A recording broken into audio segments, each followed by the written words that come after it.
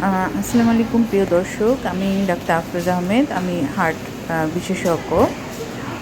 তো আমরা এখন যে রুমটিতে এসেছি এটি হচ্ছে একটি কার্ডিয়াক ক্যাথেটারাইজেশন ল্যাবরেটরি বা ক্যাথ ল্যাব।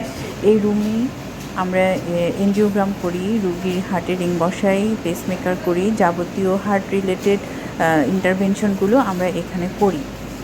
তো এখানে আপনারা দেখতে পাচ্ছেন যে একটি বেড আছে, বেডের উপরে একটি বড় মেশিন এবং মনিটর আছে। রুগী এই বেডে শোয়া থাকেন এবং এই মেশিন দিয়ে রুগীর হার্টের ছবি তুলে এই মনিটরে আমরা সেটা দেখি।